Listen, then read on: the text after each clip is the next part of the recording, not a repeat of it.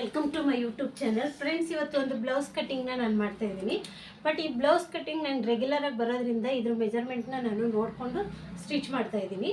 ಇದು ಯಾವ ರೀತಿ ಇರುತ್ತೆ ಅಂದರೆ ಈ ಮೆಜರ್ಮೆಂಟ್ ಎಲ್ಲ ನನಗೆ ಗೊತ್ತಿರೋದ್ರಿಂದ ಯಾವ ರೀತಿ ಕಟ್ಟಿಂಗ್ ಮಾಡ್ತೀನಿ ಅಂತ ತೋರಿಸ್ತೀನಿ. ಫ್ರೆಂಡ್ಸ್ ನೋಡಿ, ಇದೇ ಬ್ಲೌಸು, ಬಟ್ ಮೆಜರ್ಮೆಂಟ್ ಯಾವ್ಯಾವ ರೀತಿ ಇದೆ ಅಂತ ತೋರಿಸ್ತೀನಿ. ಅದ್ರ ಮೇಲೆ ನಾನು ಬ್ಲೌಸ್ ಕಟ್ಟಿಂಗ್ನ ಮಾಡ್ತೀನಿ. ಈಸಿಯಾಗಿ ಫಾಸ್ಟಾಗಿ ಮಾಡುವಂಥ ಬ್ಲೌಸ್ ಕಟ್ಟಿಂಗು ನೋಡಿ. ಇದು ನಾನು 1 ಮೀಟ್ರ್ ಲೈನಿಂಗ್ ತೊಗೊಂಡಿದ್ದೀನಿ. ಇದು ಆಫ್ ಸ್ಲೀವು. ಇಲ್ಲಿ ಜಾಯಿಂಟ್ ಬೇಕಾಗುತ್ತೆ, ಬಟ್ ನಾನು ಜಾಯಿಂಟ್ ಹಾಕಲ್ಲ, ಯಾಕಂದರೆ ಕೆಲಸ ಫಾಸ್ಟಾಗಿ ಆಗಬೇಕಂದ್ರೆ ನಾನು ಜಾಯಿಂಟ್ ಎಲ್ಲ ಹಾಕಲ್ಲ. ಅದಕ್ಕೋಸ್ಕರ ಈ ರೀತಿಯಾಗಿ ಕಟ್ಟಿಂಗ್ ಮಾಡ್ತಾಯಿದ್ದೀನಿ. ಫಸ್ಟಿಗೆ ನಾನು ಇಲ್ಲಿ ಒಂದು ಲೈನ್ನ ಹಾಕ್ಕೊಳ್ತಾ ಇದ್ದೀನಿ. ಈ ಲೈನ್ನ ಹಾಕ್ಕೊಂಡು ಇಲ್ಲಿ ಸಮವಾಗಿರಬೇಕು ಯಾವಾಗಲೂ. ಈ ಬ್ಲೌಸ್ನ ಮೆಜರ್ಮೆಂಟ್ ಇಟ್ಕೊಂಡು ಹೇಗೆ ಕಟ್ಟಿಂಗ್ ಮಾಡ್ತೀನಿ ಅಂತ ನಾನು ನಿಮಗೆ ತೋರಿಸ್ತೀನಿ. ಅಂದರೆ ಕೆಲವು ಮೆಜರ್ಮೆಂಟ್ ಗೊತ್ತಿದ್ರೆ ಸಾಕಾಗುತ್ತೆ, ಬ್ಲೌಸ್ ಕಟ್ಟಿಂಗ್ನ ಆರಾಮಾಗಿ ಮಾಡ್ಬೋದು. ನಿಮಗೆ ಒಂದು ಆರ್ಮೋಲ್ ಒಂದು ಬೇಕಂದರೆ ನೀವು ಚೆಕ್ ಮಾಡಿಕೊಂಡು ಬೇಕಂದರೆ ಸ್ಲೀವ್ ಕಟ್ಟಿಂಗ್ನ ಮಾಡ್ಬೋದು. ಇದು ಸ್ಲೀವ್ ಲೆಂತ್ ಬಂದು 6 ಕಾಲಿದೆ.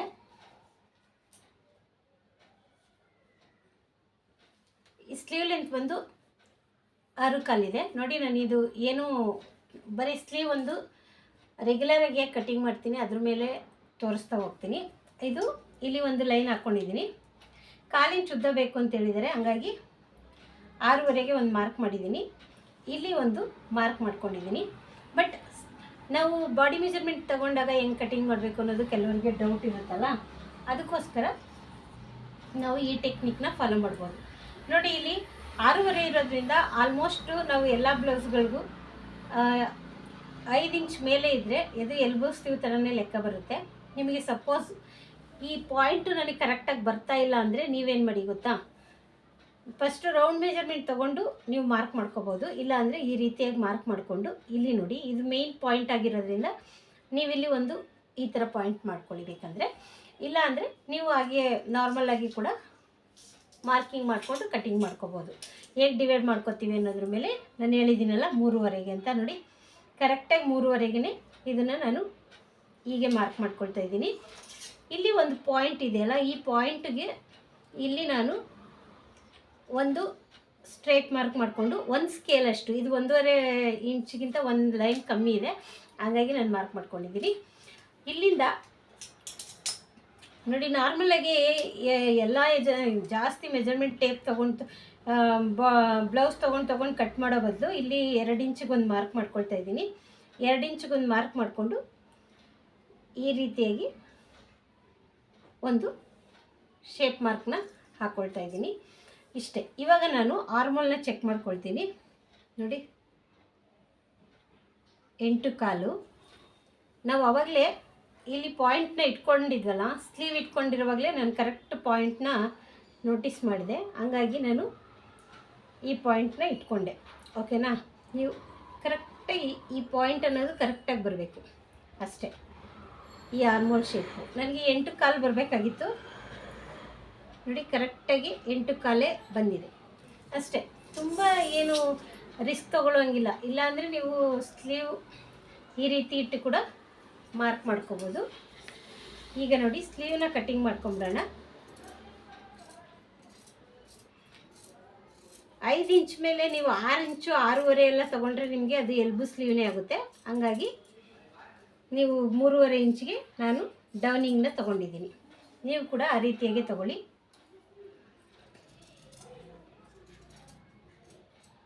ಇಷ್ಟೇ. ಇದಾದಮೇಲೆ ಈ ಪಾಯಿಂಟ್ಗೆ ಒಂದು ನ್ಯಾಚ್ ಹಾಕ್ಕೊಂಡಿದ್ದೀನಿ. ಆರ್ಮೋಲ್ ಬಂದು ನಾನು 16 ಕಾಲು ಆರ್ಮೋಲ್ ಅಂತ ಬರ್ಕೊಂಡಿದ್ದೀನಿ ಅಷ್ಟೇ. ಇವಾಗ ಬ್ಯಾಕ್ ಕಟ್ಟಿಂಗ್ ಮಾಡೋಣ. ಬ್ಯಾಕ್ ಕಟ್ಟಿಂಗ್ ಎಷ್ಟು ಈಸಿ ಇದೆ ಅಂತ ನಾನು ತೋರಿಸ್ತೀನಿ. ಫಸ್ಟೇ ನಾನು ಏನೇನು ತೊಗೊಳ್ತೀನಿ ಅನ್ನೋದನ್ನು ತೋರಿಸ್ತಾ ಹೋಗ್ತೀನಿ. ಈ ಬ್ಲೌಸ್ ಮೆಜರ್ಮೆಂಟ್ ಅವ್ರದ್ದು ಯಾವ ರೀತಿಯಾಗಿ ಕಟ್ಟಿಂಗ್ ಇರುತ್ತೆ ಅಂತ ಹೇಳ್ತಾ ಹೋಗ್ತೀನಿ. ಫಸ್ಟಿಗೆ ಇಲ್ಲಿ ಒಂದು ಲೈನ್ ಹಾಕ್ಕೊಂಡಿದ್ದೀನಿ. ಇವ್ರದ್ದು ಫುಲ್ ವೇಸ್ಟ್ ಬಂದು 35, ಲೆಂತ್ ಬಂದು 13.5. ನೆಕ್ಸ್ಟು ಇದು ಸೈಡ್ಸ್ ಮಾತ್ರ ನಾನು ಎಷ್ಟು ತೊಗೊಳ್ತೀನಿ, ಚೆಸ್ಟ್ ಮೆಜರ್ಮೆಂಟ್ ಬಂದು 9.5 ಅಷ್ಟೇ. ಇವಾಗ ನಾನು ಈ 35ನ ಡಿವೈಡ್ ಮಾಡಿಕೊಂಡ್ರೆ ನನಗೆ 8 ಮುಕ್ಕಾಲು ಬರುತ್ತೆ. ಇಲ್ಲಿ 8 ಮುಕ್ಕಾಲ್ಗೆ ಒಂದು ಮಾರ್ಕ್ ಮಾಡ್ಕೊಳ್ತೀನಿ. ಇಲ್ಲಿ 2 ಇಂಚು ಎಕ್ಸ್ಟ್ರಾ ತೊಗೊಳ್ತೀನಿ. ಈ 13.5 ಏನಿದೆ ಇದು ರೆಡಿ, ಅಂದರೆ ನಾನೀಗ 13 ಇಂಚ್ ಬೇಕಾಗಿದೆ, ಇಲ್ಲಿ 13.5 ರೆಡಿ ತೊಗೊಳ್ತಾ ಇದ್ದೀನಿ. ಯಾಕಂದರೆ ಇಲ್ಲಿ ಅರ್ಧ ಇಂಚ್ ಬಿಟ್ಟಿದ್ದೀನಲ್ಲ ಅದಕ್ಕೋಸ್ಕರ. ಈಗ 13.5ನ ಇಲ್ಲಿ ಮಾರ್ಕ್ ಮಾಡ್ಕೊಂಡಿದ್ದೀನಿ. ರೆಡಿ ಬಂದು 14 ಬೇಕು, ಅಂದರೆ 14ರಲ್ಲಿ ಅವ್ರಿಗೆ ರೆಡಿ 13 ಇಂಚ್ ಬೇಕಾಗುತ್ತೆ. ತುಂಬ ಟೆಕ್ನಿಕಲಾಗಿ ನೋಡಿ, ಇವಾಗ ಬ್ಲೌಸ್ನೇ ನಾನು ತೊಗೊಂಡಿಲ್ಲ, ಹಾಗೆ ಸ್ಟಿಚ್ ಮಾಡ್ತಾಯಿದ್ದೀನಿ. ಕೆಲವೊಂದು ಸತಿ ಏನಾಗಬೇಕಾಗುತ್ತೆ, ನೆಕ್ ಡೀಪು ಮತ್ತು ಈ ಡೀಪ್ನ ನಾವು ನೋಡ್ಕೋಬೇಕಾಗುತ್ತೆ. ನಾನು ಫಸ್ಟಿಗೆ ನೋಡ್ಕೊಂಡಿದ್ದೀನಿ, ಹಂಗಾಗಿ ಈಗ ತೋರಿಸ್ತಾ ಇದ್ದೀನಿ. ಫಸ್ಟಿಗೆ ನೋಡ್ಕೊಂಡಿದ್ರೆ ನಾನು ಯಾವ ಬೇಸಿಕ್ ಮೇಲೆ ಕಟ್ಟಿಂಗ್ ಮಾಡ್ತಾಯಿದ್ದೀನಿ ಅಂತ ತೋರಿಸ್ತೀನಿ. ಒಂದು ಸರಿ ನಿಮಗೆ ಈ ಅಳತೆ ಮೆಜರ್ಮೆಂಟ್ನ ತೋರಿಸ್ಬಿಟ್ಟು ನಾನು ಯಾವ ರೀತಿ ತೊಗೊಳ್ತೀನಿ ಅಂತ ಹೇಳ್ತೀನಿ ಫ್ರೆಂಡ್ಸ್. ಯಾಕಂದರೆ ನಿಮಗೂ ಗೊತ್ತಾಗಬೇಕಲ್ಲ ಯಾವ ನೋಡಿ ಡೀಪ್ ಕಮ್ಮಿ ಇದೆ, ಹಂಗಾಗಿ ನನಗೆ ಇದು ಕಡಿಮೆನೇ ಬೇಕು ಮತ್ತು ರೌಂಡು ಜಾಸ್ತಿ ಬೇಡ. ಹಾಗಾಗಿ ನಾನು ಇದನ್ನು 2.5 ಇಂಚಿಗೆ ತೊಗೊಳ್ತಾ ಇದ್ದೀನಿ. ಡೀಪ್ ಬಂದು 8 ಇಂಚು. ನಾನು ನಿಮ್ಗೆ ಆಮೇಲೆ ತೋರಿಸ್ತೀನಿ, ಯಾಕಂದರೆ ಇದು ನನಗೆ ಗೊತ್ತಿರೋ ಮೆಜರ್ಮೆಂಟು, ರೆಗ್ಯುಲರಾಗಿ ಸ್ಟಿಚ್ ಮಾಡ್ತಾ ಇರ್ತೀನಿ. ಹಂಗಾಗಿ ಇಲ್ಲಿ ಕೂಡ ನಾನು 2.5ಗೆ ಮಾರ್ಕ್ನ ಮಾಡ್ಕೊಳ್ತೀನಿ. ಮಾರ್ಕ್ ಮಾಡಿಕೊಂಡು ಇಲ್ಲಿ ಸ್ಟ್ರೇಟಾಗಿ ಒಂದು ಲೈನ್ನ ಹಾಕ್ಕೊಳ್ತೀನಿ. ಸ್ಟ್ರೇಟಾಗಿ ಲೈನ್ ಹಾಕ್ಕೊಂಡು ಇಲ್ಲಿ ಸ್ಟಿಚಿಂಗಿಗೆ ಅಂತ ಮಾಡ್ಕೊಳ್ತೀನಿ. ಈ ಮೆಜರ್ಮೆಂಟವ್ರಿಗೆ ನಾನು 5/4 ಒಂದು ಗೀಟನ್ನ ತೊಗೊಳ್ತೀನಿ. ಅಂದರೆ 5.5 ಹೋಗೋದೇ ಇಲ್ಲ, ನಾನು 5/4 ಒಂದು ಗೀಟನ್ನು ತೊಗೊಳ್ತೀನಿ. ಯಾಕಂದರೆ ಒಂದು ಪಾಯಿಂಟ್ ಜಾಸ್ತಿ ಆದ್ರೂ ಕರೆಕ್ಟಾಗಿ ಕುತ್ಕೊಳ್ಳ, ಅದಕ್ಕೋಸ್ಕರ. ಇಲ್ಲಾಂದರೆ ನೀವು 5.5 ತೊಗೋಬೋದು, ಏನೂ ತೊಂದರೆ ಆಗೋಲ್ಲ. ಅದೇ ಶೋಲ್ಡ್ರ್ ಪಟ್ಟಿ ಜಾಸ್ತಿ ಆಗುತ್ತೆ, ಅದಕ್ಕೋಸ್ಕರ. ಓಕೆನಾ? ಒಂದು ಗೀಟನ್ನ ನಾನು ಒಳಗಡೆ ಕದಂಗೆ ತೊಗೊಂಡಿದ್ದೀನಿ. ಇವಾಗ ಈ ಬ್ಲೌಸ್ದು ಹಾರ್ಮೋಲ್ ಹೆಂಗೆ ಚೆಕ್ ಮಾಡ್ಕೊಳ್ಳೋದು ಅಂತ ನೋಡೋಣ. ಫಸ್ಟಿಗೆ ನಾನಿಲ್ಲಿ 5/4ನ ತೊಗೊಂಡಿದ್ದೀನಿ. ಫಸ್ಟ್ ಹಾರ್ಮೋಲ್ ಚೆಕ್ ಮಾಡ್ಕೊಳ್ಳೋಣ. ಆಮೇಲೆ ಇದನ್ನು ಕೆಳಗಡೆ ಇಳಿಸ್ಬೇಕಾ ಮೇಲೆ ಇಳಿಸ್ಬೇಕಾ ಅನ್ನೋದನ್ನ ನೋಡೋಣ. ಓಕೆನಾ? ಇವಾಗ ನಾನು 5/4 ಈ ಆರ್ಮೋಲ್ ಡೌನಿಂಗ್ ಏನಿದೆ ಇದನ್ನು 5/4 ತೊಗೊಂಡಿದ್ದೀನಿ. ಇಲ್ಲಿ 5/4 ಒಂದು ಗೀಟ್ ಎಕ್ಸ್ಟ್ರಾ ತೊಗೊಂಡಿದ್ದೀನಿ. ಇಲ್ಲಿ 2.5 ತೊಗೊಂಡಿದ್ದೀನಿ. ನೆಕ್ ಡಿಪ್ಪು 8ನ ತೊಗೊಂಡಿದ್ದೀನಿ. ಚೆಸ್ಟ್ ಬಂದು 9.5 ತೊಗೊಂಡಿದ್ದೀನಿ. ಇಲ್ಲಿ ಅರ್ಧ ಸ್ಟಿಚಿಂಗಿಗೆ ಅಂತ ಹಾಕ್ಕೊಂಡಿದ್ದೀನಿ. ನೆಕ್ಸ್ಟ್ ಬಂದು ಇಲ್ಲಿಂದ ನಾನು 1.5ಗೆ ಒಂದು ಮಾರ್ಕ್ನ ಮಾಡ್ಕೊಳ್ತಿದ್ದೀನಿ. ನೋಡಿ 9.5 ಮೆಜರ್ಮೆಂಟ್ ಇರೋದ್ರಿಂದ ನಾನು 1.5ಗೆ ಒಂದು ಮಾರ್ಕ್ ಮಾಡಿಕೊಂಡು ಈ ಥರ ಡಾಟ್ ಹಾಕ್ತಿದ್ದೀನಿ. ನಿಮ್ಮ ಹತ್ರ ಈ ಥರ ಒಂದು ಕರು ಸ್ಕೇಲ್ ಇದೆ ಅಂತಂದರೆ ನೋಡಿ ಈ ರೀತಿಯಾಗಿ ಇಟ್ಕೊಳ್ಳಿ. ಈ ರೀತಿಯಾಗಿ ಇಟ್ಕೊಂಡು ಈ ಥರ ಶೇಪ್ ಕೂಡ ನೀವು ಮಾಡ್ಕೋಬೋದು. ಇದಾದಮೇಲೆ ನಾನು ಇಲ್ಲಿ 9.5ಗೆ ಚೆಸ್ಟ್ ಮಾರ್ಕ್ನ ಮಾಡ್ತೀನಿ. ನೋಡಿ ಇಲ್ಲಿ 9.5ಗೆ ಚೆಸ್ಟ್ ಮಾರ್ಕ್ ಮಾಡ್ಕೊಂಡಾದ್ಮೇಲೆ ಮೇಲಿಂದ ನನಗೆ 8.25 ಬೇಕು. ಆರ್ಮೋಲು ಚೆಕ್ ಮಾಡ್ಕೊಳ್ತೀನಿ. ನೋಡಿ ಕರೆಕ್ಟಾಗಿ ನನಗೆ 8.25 ಅನ್ನೋದೇ ಬಂದಿದೆ. ಈಗ ಇಲ್ಲಿಗೆ 1.5ಗೆ ಒಂದು ಎಕ್ಸ್ಟ್ರಾ ಲೈನ್ ಹಾಕ್ತೀನಿ. ಈಗ ನಾವೇನು ಆರ್ಮೋಲ್ ತೊಗೊಂಡಿದ್ದೀವಿ ಅದು ಸ್ಲೀವ್ ಕಟ್ಟಿಂಗಿಗೆ ಕರೆಕ್ಟಾಗಿ ಬರುತ್ತಾ ಅಂತ ಚೆಕ್ ಮಾಡ್ಕೋಬೇಕು. ನೋಡಿ ಇಲ್ಲಿ ಮಾರ್ಕ್ ಸ್ಟಿಚಿಂಗಿಗೆ ಒಂದು ಮಾರ್ಕ್ ಹಾಕ್ಕೊಂಡು ಇಲ್ಲಿ ಎಕ್ಸ್ಟ್ರಾ ಬಿಟ್ಟಿದ್ದೀನಲ್ಲ ಅದೇ ಮೇಲೆ ಎಡ್ಜಿಗೆ ಇಟ್ಕೊಂಡು ಇಲ್ಲೇನು ನಾವು ಮಾರ್ಕ್ ಮಾಡಿದ್ದೀವಲ್ಲ ಅದೇ ಮಾರ್ಕಲ್ಲಿ ನಾವೇನು ಸ್ಲೀವ್ ಕಟ್ಟಿಂಗ್ ಮಾಡ್ಕೊಂಡಿದ್ದೀವಲ್ಲ ಅದನ್ನು ಈ ರೀತಿಯಾಗಿ ನಿಧಾನಕ್ಕೆ ತಿರುಗಿಸ್ಬೇಕು. ನೋಡಿದ್ರಾ? ಈ ರೀತಿಯಾಗಿ ತಿರುಗಿಸಿದಾಗ ಈ ಪಾಯಿಂಟು ಕರೆಕ್ಟಾಗಿ ಬಂತು ಅಂದರೆ ನಮಗೆ ಆರ್ಮೋಲ್ ತೊಗೊಂಡಿರೋದು ಕರೆಕ್ಟಾಗಿರುತ್ತೆ. ಇವ್ರಿಗೆ ಇಲ್ಲಿ ಯಾವುದೇ ಆದಂಥ ರಿಂಕಲ್ಸ್ ಬರಲ್ಲ. ಇಲ್ಲಿಂದ ನಾನು ಸ್ಟ್ರೇಟಾಗಿ ಒಂದು ಲೈನ್ನ ಹಾಕ್ಕೊಳ್ತೀನಿ ಅಷ್ಟೇ. ಈಸಿಯಾಗಿ ನಾವು ಕಟ್ಟಿಂಗ್ ಮಾಡ್ಕೋಬೇಕು ಅಂದರೆ ಕೆಲವು ಮೆಜರ್ಮೆಂಟ್ವರೆಗೆ ನೆಕ್ ಡೀಪು ನೆಕ್ ಡೌನು ಗೊತ್ತಿದ್ದರೆ ಆರಾಮಾಗಿ ನಾವು ಬ್ಲೌಸ್ ಕಟ್ಟಿಂಗ್ನ ಮಾಡ್ಬೋದು ಅಂತ ಈ ವಿಡಿಯೋದಲ್ಲಿ ನಾನು ನಿಮಗೆ ತೋರಿಸ್ತಾ ಇದ್ದೀನಿ. ನೋಡಿ ಸ್ವಲ್ಪ ನಾನು ನನ್ನ ಕಡೆಗೆ ಕ್ರಾಸಾಗಿ ಹಿಂಗೆ ತಿರುಗಿಸ್ಕೊಂಡು ಇಲ್ಲಿ ಒಂದು ನ್ಯಾಚ್ ಹಾಕ್ಕೊಳ್ತಾ ಇದ್ದೀನಿ. ಇಲ್ಲೊಂದು ನ್ಯಾಚ್ ಹಾಕ್ಕೊಂಡು ನಿಧಾನವಾಗಿ ನಾವು ಏನು ಮಾರ್ಕ್ ಮಾಡಿದ್ದೀವಲ್ಲ ಅದೇ ಮಾರ್ಕಲ್ಲಿ ಕತ್ರಿನ ತಿರುಗಿಸ್ಬೇಕು. ಈ ರೀತಿಯಾಗಿ ಕಟ್ಟಿಂಗ್ ಮಾಡ್ಕೋಬೇಕು. ಈಗ ಕಟ್ಟಿಂಗ್ ಮಾಡ್ಕೊಂಡಾದ್ಮೇಲೆ ಇಲ್ಲಿ ನೋಡಿ ಇಲ್ಲಿಂದ ನಾನು ಸ್ಟ್ರೇಟಾಗಿ ಈ ರೀತಿಯಾಗಿ ಕಟ್ಟಿಂಗ್ ಮಾಡಿಕೊಂಡೆ. ಇಲ್ಲಿ ಒಂದು ನ್ಯಾಚನ್ನ ಹಾಕ್ಕೋಬೇಕು, ಇಲ್ಲಿ ಒಂದು ನ್ಯಾಚನ್ನ ಹಾಕ್ಕೋಬೇಕು. ಕೆಲವೊಂದು ಸರಿ ನಮಗೆ ಇಲ್ಲಿ ಜಾಸ್ತಿ ನಮಗೆ ಬೇಡ ಲೆಂತು ಅಂತ ಹೇಳಿದ್ರೆ ಈ ರೀತಿಯಾಗಿ ಒಂದು ಕ್ರಾಸ್ ಲೈನ್ ಹಾಕ್ಕೋಬೇಕು. ಈ ರೀತಿಯಾಗಿ ಹಾಕ್ಕೊಂಡು ಇದನ್ನು ಕಟ್ ಮಾಡ್ಕೋಬೇಕು. ಇಲ್ಲಿಂದ ಸ್ಟಾರ್ಟ್ ಮಾಡ್ಕೋಬೇಕು. ಯಾವುದೇ ಕಾರಣಕ್ಕೂ ಇಲ್ಲಿಂದ ಸ್ಟಾರ್ಟ್ ಮಾಡಬಾರ್ದು. ಓಕೆನಾ? ಈಗ ಬ್ಯಾಕ್ ಪಾರ್ಟ್ ಅನ್ನೋದು ರೆಡಿ ಆಯಿತು ಈಸಿಯಾಗಿ. ಈಗ ಫ್ರಂಟ್ನ ಹೇಗೆ ಕಟಿಂಗ್ ಮಾಡೋದು, ನಾವು ಹೇಗೆ ಡಾಟ್ ಮಾರ್ಕ್ನ ತೊಗೊಳೋದು ಅಂತ ಯೋಚನೆ ಮಾಡಬೇಕಾಗುತ್ತೆ. ನೋಡಿ, ಈ ರೀತಿಯಾಗಿ ಇಟ್ಕೋಬೇಕು. ಇಲ್ಲೇನಿರುತ್ತೆ ಎಕ್ಸ್ಟ್ರಾ ಅದನ್ನ ನೀಟಾಗಿ ಕಟ್ ಮಾಡ್ಕೊಳ್ಳಿ. ಇದಾದಮೇಲೆ ನೋಡಿ, ಈ ರೀತಿಯಾಗಿ ನೀಟಾಗಿ ಇವಾಗ ಮೇಯ್ನ್ ಇಂಪಾರ್ಟೆಂಟ್ ಫ್ರಂಟ್ನ ಕಟ್ಟಿಂಗ್ ಮಾಡುವಾಗ ನಾವು ಫ್ಯಾಬ್ರಿಕ್ಕು ಸಮವಾಗಿರೋ ಥರ ನೋಡ್ಕೋಬೇಕು. ಅದಾದಮೇಲೆ ಮಾಡಬೇಕಾಗಿರುವಂಥ ಕೆಲಸಗಳು 2-3 ಪಾಯಿಂಟ್ಗಳಿರ್ತವೆ. ಅವು 2-3 ಪಾಯಿಂಟ್ಗಳನ್ನ ನಾವು ನೆನಪಲ್ಲಿ ಇಟ್ಕೋಬೇಕು. ಒಂದೊಂದು ಸರಿ ಏನಾಗುತ್ತೆ, ಮರ್ತು ಬಿಟ್ಟರೆ ಅದು ನಮಗೆ ಕರೆಕ್ಟಾಗಿ ಗೊತ್ತಾಗಲ್ಲ. ಇಲ್ಲಿ ನ್ಯಾಚ್ ಹತ್ರ ಒಂದು ಮಾರ್ಕ್ ಮಾಡ್ಕೋಬೇಕು. ಫ್ರಂಟ್ ನೆಕ್ ಇಲ್ಲಿ ಒಂದು ಮಾರ್ಕ್ ಮಾಡ್ಕೋಬೇಕು. ಇಲ್ಲಿ ನಾವು ಯಾವಾಗ್ಲೂ ಫ್ರಂಟ್ಗೆ ಕಾಜಾಪಟ್ಟಿ ಮತ್ತು ಉಕ್ಸ್ಪಟ್ಟಿಗೆ 1/4 ಇಂಚು ಎಕ್ಸ್ಟ್ರಾ ಬಿಡೋದಕ್ಕೆ ಅಂತ ಮಾರ್ಕ್ ಮಾಡ್ಕೋಬೇಕು. ಅದಾದಮೇಲೆ ನೋಡಿ, ಇಲ್ಲಿಂದ ಇಲ್ಲಿ ಸ್ಟ್ರೇಟಾಗಿ ಒಂದು ಲೈನ್ನ ಹಾಕ್ಕೋಬೇಕು. ಸ್ಟ್ರೇಟಾಗಿ ಒಂದು ಲೈನ್ ಹಾಕ್ಕೊಂಡು ಈ ರೀತಿಯಾಗಿ ಒಂದು ಮಾರ್ಕ್ ಮಾಡ್ಕೊಳ್ಳಿ. ಓಕೆ, ಇವಾಗ ಇಲ್ಲಿ ಎಕ್ಸ್ಟ್ರಾ ಏನಿದೆ ಇದನ್ನು ನಾನು ಕಟಿಂಗ್ ಮಾಡ್ಕೊಂಬಿಡ್ತೀನಿ. ನೋಡಿ, ಈ ರೀತಿಯಾಗಿ ಇವರು ಫ್ರಂಟು ವಿ ನೆಕ್ ಬೇಕಂತ ಕೇಳಿದ್ದಾರೆ. ಹಂಗಾಗಿ ಇಲ್ಲಿಂದ ಈ ಆರ್ಮೋಲ್ ಏನಿರುತ್ತೆ ಇದನ್ನು ಸೇಮ್ ಲೈನಿಂಗನ್ನ ಫ್ಲಾಟಾಗಿ ಹಾಕ್ಕೊಂಡು ಈ ರೀತಿಯಾಗಿ ಕಟ್ಟಿಂಗ್ನ ಮಾಡ್ಕೋಬೇಕು. ಇದಾದಮೇಲೆ ಇಲ್ಲಿಂದ ಸ್ಟ್ರೇಟಾಗಿ ಪೀಸ್ನ ಕಟ್ಟಿಂಗ್ ಮಾಡ್ಕೊಂಡು ಈ ಕಡೆ ತೊಗೋಬೇಕು. ಇವಾಗ ನಮಗೆ ಮೇಯ್ನ್ ಪಾಯಿಂಟ್ ಅಂದರೆ ಇಲ್ಲಿ ನಿಮಗೆ ಗೊತ್ತಾಗಬೇಕು ಅಂತ ಹೇಳಿದ್ರೆ, ನಿಮಗೆ ಮಾರ್ಕು ಈ ಥರ ಟಚ್ ಮಾಡಿ, ಇಲ್ಲಾಂದರೆ ಈ ನೀಡಲ್ ಇರುತ್ತಲ್ಲ, ಈ ನೀಡಲ್ ಪಾಯಿಂಟನ್ನ ಹೀಗೆ ಒಂದು ಮಾರ್ಕ್ ಮಾಡ್ಕೊಳ್ಳಿ. ಓಕೆನಾ? ಈ ನೀಡಲ್ನಲ್ಲಿ ಒಂದು ಮಾರ್ಕ್ ಮಾಡ್ಕೊಂಡಾಗ ನಮಗೆ ಇಲ್ಲಿ ಪಾಯಿಂಟ್ ಅನ್ನೋದು ಕಾಣಿಸುತ್ತೆ. ಆ ಪಾಯಿಂಟ್ ಕಾಣಿಸುವಾಗ ಇಲ್ಲಿಂದ ಸ್ಟ್ರೇಟಾಗಿ ಒಂದು ಲೈನು, ಆಲ್ರೆಡಿ ಪ್ರೆಸ್ ಮಾಡಿದಾಗೂ ಕೂಡ ನಮಗೆ ಒಂದು ಲೈನ್ ಕಾಣಿಸಿದೆ. ಹಾಗಾಗಿ ಇದನ್ನು ಸ್ಟ್ರೇಟಾಗಿ ಒಂದು ಲೈನ್ನ ಹಾಕ್ಕೊಂಡಿದ್ದೀನಿ.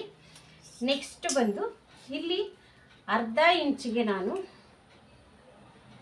ಒಂದು ಮಾರ್ಕ್ನ ಮಾಡಿಕೊಂಡು ಈ ಕರು ಸ್ಕೇಲ್ ಏನಿರುತ್ತಲ್ಲ, ಈ ಕರು ಸ್ಕೇಲ್ ತೊಗೊಂಡು ಈ ರೀತಿಯಾಗಿ ಶೇಪ್ ಮಾರ್ಕಿಂಗ್ನ ಮಾಡ್ಕೊಳ್ತೀನಿ. ಇದಾದಮೇಲೆ ಇಲ್ಲಿ ಒಂದು ಸ್ಟಿಚಿಂಗಿಗೆ ಅಂತ ಮಾಡ್ಕೊಳ್ತೀನಿ. ಇಲ್ಲಿ ನೋಡಿ, ಈ ಪಾಯಿಂಟ್ ಇದೆಯಲ್ಲ, ಈ ಪಾಯಿಂಟ್ನ ಬಿಟ್ಟು ನಾನು ಪಕ್ಕದಲ್ಲಿ ಮಾರ್ಕ್ ಮಾಡ್ಕೊಳ್ತೀನಿ. ಯಾಕಂದರೆ ನಾನು ಕಟ್ಟಿಂಗ್ ಮಾಡುವಾಗ ಇಲ್ಲಿ ಒಂದು ಲೈನ್ ಎಕ್ಸ್ಟ್ರಾ ಬಿಟ್ಟಿದ್ದೀನಿ, ಅದಕ್ಕೋಸ್ಕರ ಈ ಮಾರ್ಕ್ನ ಮಾಡ್ಕೊಳ್ತೀನಿ. ಇದಾದಮೇಲೆ ಎಷ್ಟು ಇಂಚನ್ನ ತೊಗೋಬೇಕು ಅಂತ ಇಲ್ಲಿ ನೋಡ್ಕೋಬೇಕು. ನಾನಿಲ್ಲಿ ಫಸ್ಟು ಮಾಡ್ಕೊಂಡಿದ್ದೀನಲ್ಲ, ಈ ಮಾರ್ಕ್ ಮಾಡ್ಕೊಂಡಾಗ ನಾನು ಇದು ಸ್ಟಿಚಿಂಗಿಗೆ ಇಲ್ಲಿಂದ 2ವರೆಗೆ ನೋಡಿ, ಈ 2ವರೆಗೆ ಮಾರ್ಕ್ ಮಾಡ್ಕೊಳ್ತಾ ಇದ್ದೀನಿ. ಈ 2ವರೆಗೆ ಮಾರ್ಕ್ ಮಾಡಿಕೊಂಡು ನಾನು ಇಲ್ಲಿ 1/2 ಇಂಚ್ ಸ್ಟಿಚಿಂಗಿಗೆ ಸೇರಿಸ್ತಾ ಇದ್ದೀನಿ. ಓಕೆನಾ? ಇಲ್ಲಿ ಪಕ್ಕಾ 2ವರೆಗೆ ಒಂದು ಸ್ಟ್ರೇಟ್ ಲೈನ್ನ ಹಾಕ್ಕೊಳ್ತೀನಿ. ಸ್ಟ್ರೇಟ್ ಲೈನ್ನ ಹಾಕ್ಕೊಂಡು ನೋಡಿ, ಈ ರೀತಿಯಾಗಿ ಒಂದು ಸ್ಟ್ರೇಟ್ ಲೈನ್ ಹಾಕ್ಕೊಳ್ತೀನಿ. ಇಲ್ಲಿ ಕೂಡ ಸ್ಟಿಚಿಂಗಿಗೆ ಅಂತ 1/2 ಇಂಚಿಗೆ ಒಂದು ಸ್ಟ್ರೇಟ್ ಲೈನ್ ಹಾಕ್ಕೊಳ್ತಾ ಇದ್ದೀನಿ. ಇವ್ರಿಗೆ ಸ್ವಲ್ಪ ವಿ ನೆಕ್ ಬೇಕಂತ ಕೇಳಿದ್ದಾರೆ, ಹಂಗಾಗಿ 7/4ಗೆ ಮಾರ್ಕ್ನ ಮಾಡ್ಕೊಳ್ತಾ ಇದ್ದೀನಿ. ಮಿನಿಮಮ್ ಅಂದರೆ 6 ಇಂಚ್ ಸಾಕು. ಇವ್ರಿಗೆ ಸ್ವಲ್ಪ ವಿ ನೆಕ್ ಬೇಕಂತ ಕೇಳಿದ್ದಾರೆ. ಸೊ ಹಂಗಾಗಿ ಇಲ್ಲಿಂದ 3 ಇಂಚಿಗೆ ನಾನು ಅದೇ ರೀತಿಯಾಗಿ ಬಿಡ್ತೀನಿ. ಬಿಟ್ಟು ಇಲ್ಲಿಂದ ನಾನು ಸ್ವಲ್ಪ ವಿ ಶೇಪಲ್ಲಿ ಕಟ್ ಮಾಡ್ತೀನಿ. ನೋಡಿ, ಈ ರೀತಿಯಾಗಿ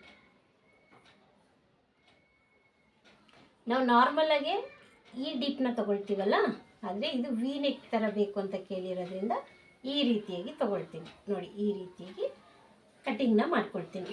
ಈಗ ಇವ್ರದ್ದು ಡಾಟ್ ಪಾಯಿಂಟು ನನಗೆ ಮೇಲೆಯಿಂದ 9.75 ಬೇಕು. ನನಗೆ 9.25 ಬೇಕು.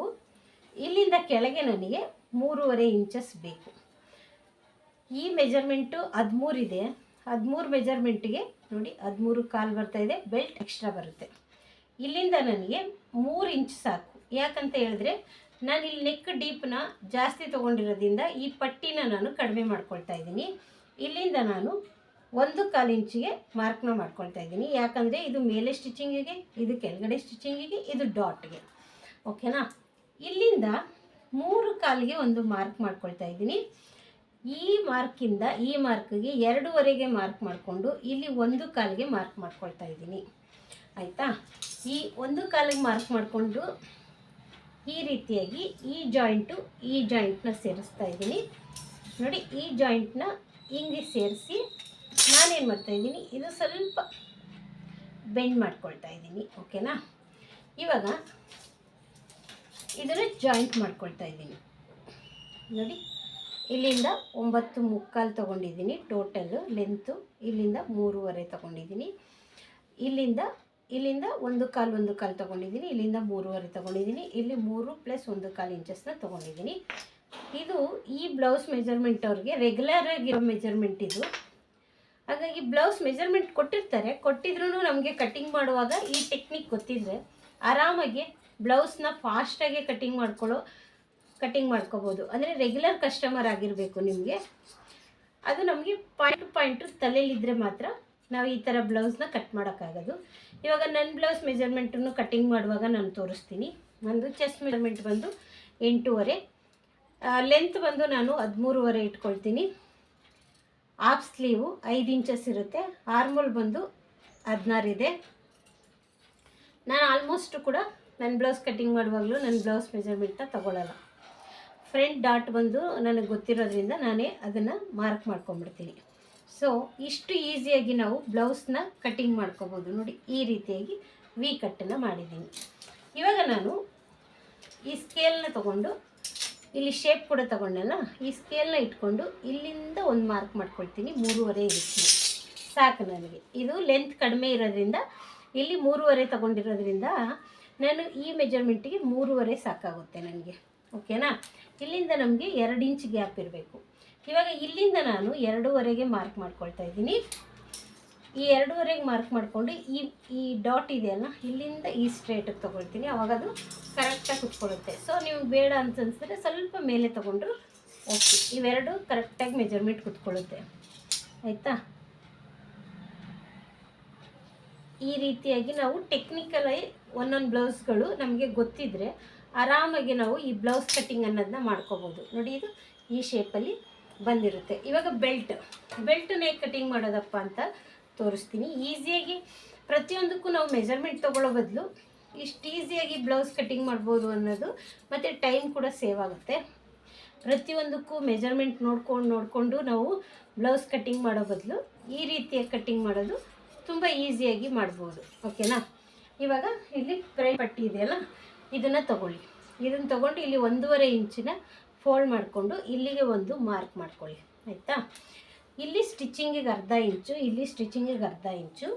ಈ ಬ್ಲೌಸ್ದು ನಮ್ಮದು ನೆಕ್ಕು ಡೌನ್ ಜಾಸ್ತಿ ವಿ ನೆಕ್ ತೊಗೊಂಡಿದ್ದೀವಲ್ಲ, ಅದಕ್ಕೋಸ್ಕರ ನಮಗೆ ಇಲ್ಲಿ 3 ಇಂಚ್ ಬಂದರೆ ಸಾಕಾಗುತ್ತೆ. ಆಮೇಲೆ 1/2 ಇಂಚು ಸ್ಟಿಚಿಂಗಿಗೆ. ಅದಾದಮೇಲೆ ನಾವು ಇಲ್ಲಿ ನೋಡ್ಕೋಬೇಕು ಪಟ್ಟಿದು. ಈ ಪಟ್ಟಿನೂ ಇಲ್ಲಿ ಇಟ್ಕೋಬೇಕು. ಇಟ್ಕೊಂಡಾದಮೇಲೆ ಸ್ಟಿಚಿಂಗ್ ಸೇರಿಸಿ ತಗೋಬೇಕು. ಇಲ್ಲಿಂದ ನಮಗೆ ಇಲ್ಲಿ ಎಷ್ಟು ಬರುತ್ತೆ, 2.75 ಬರ್ತದೆ. 1 ಗೀಟ್ ಎಕ್ಸ್ಟ್ರಾ ಅಂದರೆ 2.5 ಇಲ್ಲಿ ತೊಗೊಂಡು ಸ್ಟಿಚಿಂಗಿಗೆ 1/2 ಇಂಚ್ ತೊಗೋಬೇಕು ಅಷ್ಟೇ. ಈ ರೀತಿಯ ಟೆಕ್ನಿಕಲಿ ನಾವು ಒಂದೊಂದು ಬ್ಲೌಸ್ನ ನೋಡಿದ ತಕ್ಷಣ ಗೊತ್ತಾಗುತ್ತೆ. ಆಲ್ಮೋಸ್ಟು ಇದು 3.5, 3.25, 3, 2.75 ಈ ರೀತಿಯಾಗಿರುತ್ತೆ. ಅದನ್ನೊಂದು ಸತಿ ನೋಡಿಕೊಂಡು ನಾವು ಬ್ಲೌಸ್ನ ತೊಗೊಂಡು ಮೆಜರ್ಮೆಂಟ್ ಮಾಡಿ ಕಟ್ಟಿಂಗ್ ಮಾಡೋ ಬದಲು ಈ ರೀತಿಯಾಗಿ ಈಸಿ ಟೆಕ್ನಿಕಲ್ಲಿ ಸ್ಟಿಚ್ ಮಾಡ್ಬೋದು. ಇಲ್ಲಾಂದರೆ ಎಲ್ಲನೂ ಒಂದು ಲೀಸ್ಟಲ್ಲಿ ಗೊತ್ತಿರೋ ಕಸ್ಟಮರ್ ಆದರೆ ಒಂದು ಮೆಜರ್ಮೆಂಟ್ ಬರ್ಕೊಂಡು ಕೂಡ ನೀವು ಆರಾಮಾಗಿ ಬ್ಲೌಸ್ ಕಟ್ಟಿಂಗ್ ಅನ್ನೋದನ್ನ ಮಾಡ್ಬೋದು ಫ್ರೆಂಡ್ಸ್. ನೋಡಿ, ಇಷ್ಟು ಈಸಿಯಾಗಿ ಮಾಡುವಂಥ ಬ್ಲೌಸ್ ಕಟ್ಟಿಂಗು ತುಂಬ ಈಸಿ ಇದೆ ಈ ಬ್ಲೌಸ್ ಕಟ್ಟಿಂಗು. ಹಾಗಾಗಿ ಈ ಬ್ಲೌಸ್ ಕಟ್ಟಿಂಗ್ ನಾನು ಮಾಡಿರೋದು ನಿಮಗೆ ಕರೆಕ್ಟ್ ಅನಿಸಿದ್ರೆ ಪೂರ್ತಿ ವಿಡಿಯೋ ನೋಡಿ ಮತ್ತು ಕಮೆಂಟ್ ಮಾಡಿ ಎಲ್ಲಾದರೂ ಡೌಟ್ಸ್ ಇದ್ದರೆ. ಬಟ್ ನಾನು ಹೇಳುವಾಗಲೂ ಮರ್ತ್ಬಿಟ್ಟಿರ್ತೀನಿ. ಬಟ್ ಇವ್ರು ನನಗೆ ರೆಗ್ಯುಲರ್ ಕಸ್ಟಮರ್ ಆಗಿರೋದ್ರಿಂದ ಇದು ಪಕ್ಕಾ ಫಿಟ್ಟಿಂಗ್ ಇದೆ. ಸೊ 100% ನನಗೆ ಯಾವುದು ಪರ್ಫೆಕ್ಟ್ ಕಟ್ಟಿಂಗ್ ಕಸ್ಟಮರ್ ಇರ್ತಾರೋ ಅವ್ರದ್ದೇ ನಾನು ಇದು ಮಾಡ್ತಾಯಿರ್ತೀನಿ. ಹೊಸಬ್ರದ್ದಾದರೆ ಅವ್ರಿಗೆ ಟ್ರಯಲ್ ಮಾಡಿ ಹಾಕಿ ನೋಡಿದ ಮೇಲೆ ಅವ್ರದ್ದು ಕಟ್ಟಿಂಗ್ ವಿಡಿಯೋನ ನಾನು ಅಪ್ಲೋಡ್ ಮಾಡ್ತಾ ಇದ್ದೀನಿ ಫ್ರೆಂಡ್ಸ್. Thank you.